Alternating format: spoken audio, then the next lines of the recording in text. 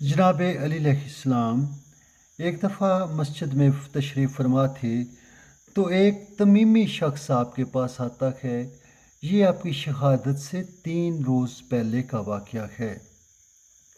तो उसने पूछा कि या अली, आप मुझे बतलाएं कि कुरान पाक में असहाबे रास और हज़रत हंज़ला का ज़िक्र है, मगर कुरान पाक में हमें इसके बारे में सूरह काफ में जो इन्फॉर्मेशन मिलती है वो कुछ यूँ है। इनसे पहले नूह अलैहिस्सलाम की कौम और खंदक वालों और कौम समूद ने अपने अपने पैगंबर को जुटलाया। तो आपने फरमाया, उसका आपने जवाब देते हुए फरमाया कि ये मसला मुझसे आपसे पहले किसी ने नहीं पूछा, और अगर ना पूछते तो ये मसला किसी को मालूम भी नहीं होना था। तो इसके बारे में वो कौम रस और हज़रत हंज़ला के बारे में जो मैं आपको बता रहा हूँ, जो भी बाद में बताएगा वो मुझसे ही नकल करेगा। तो फरमाया, कुरान के बारे में मैं इतना जानता हूँ कि कौन सी आयत रात को उतरी, कौन सी दिन को, कौन सी पहाड़ पे उतरी, कौन सी वादी में, कौन सी मक्का में, कौन सी मदीना में।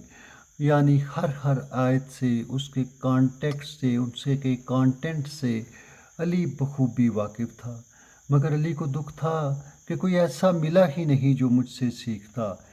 वो उस लेवल का बंदा मुझे नहीं मिला, क्योंकि अली को मिले थे जो अली की नेगेट करते थे, अली को गालियां देते थे, अली की तौहीन करते थे, जैसे कुछ आज भी कर रहे हैं।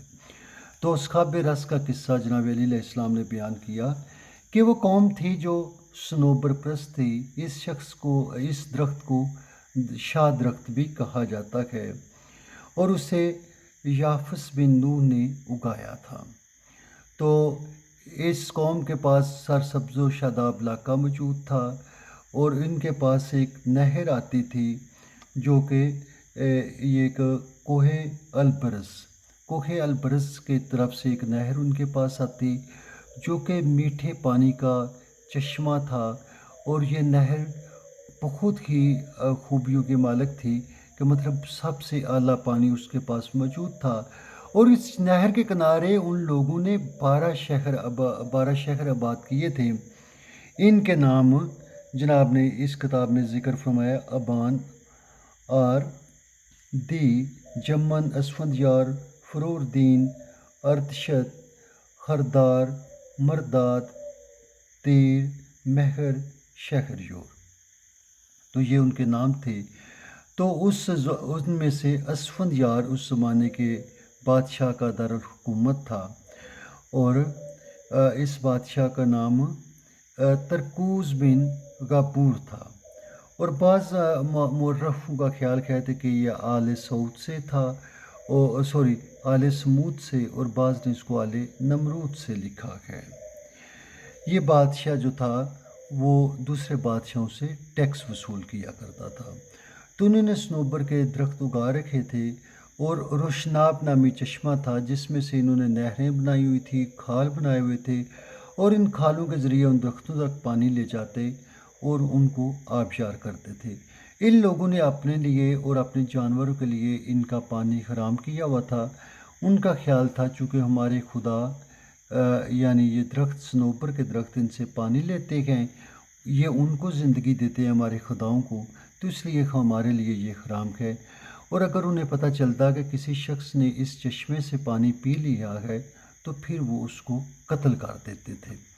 तो ये उन्होंने अपने ऊपर खुद साख्ता सख्तियाँ पैदा कर ली थी। तो हर महीने में ये लोग ऐसे करते कि एक शहर में एक मेला लगाते, उस शहर में सभी लोग जमा होते, और जो मतलब बादशाह भी है, सभी लोग वो जाते, और उनके पास बहुत सारे जानवर होते जो कुर्बानी करते। तो वो क्या करते कि जानवरों को ज़िबा करते, फिर उनका गोश्त भूनने के लिए रखते, मतलब जिसको आप बारबेक्यू कहते हैं। ये देवताओं की एक जिसको कहते हैं ना, भेंट चढ़ाना। तो देवताओं को खुशी फील होती थी कि उनके नथनों में जले हुए गोश्त की बू जाए। तो ये उनके वहाँ पे वो गोश्त, वो आप कह लें कि धुआं और गोश्त उस वहाँ पे जलाते। तो फिर क्या करते کہ انہوں نے اس سے پہلے صنوبر کا جو درخت ہوتا تھا اس کے اوپر ریشمی غلاف چڑھا دیتے تھے، اور پھر سبھی لوگ جب دھواں دھواں ہر طرف ہو جاتا تو پھر یہ سارے لوگ مل کے وہاں درخت کے سامنے مناجات کرتے، اس کے سامنے روتے، اپنے گناہوں کی معافی مانگتے، اور پھر ہولے ہولے درخت شیطان جو ہے وہ درخت کے پیچھے سے ان کو بولتا، جاؤ، میں نے تمہارے سارے گناہ معاف کیے اور میں تمہارے اوپر اسی طرح نوازشات کرتا رہوں گا۔ اور وہ لوگ پھر خشک ہو جاتے، اور خوش ہونے کے بعد وہ شراب کباب اور ڈانس کی محفلیں کرتے، انجوائے کرتے۔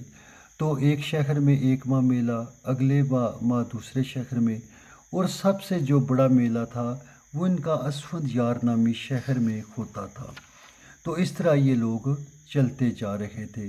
تو پھر اللہ تعالیٰ نے حضرت حنظلہ کو ان کی طرف بھیجا۔ تو آگے ہم ان کے انکاؤنٹر بعد میں پڑھتے ہیں، حضرت حنظلہ کے ساتھ قوم کیسے پیش آئی۔ Thank you.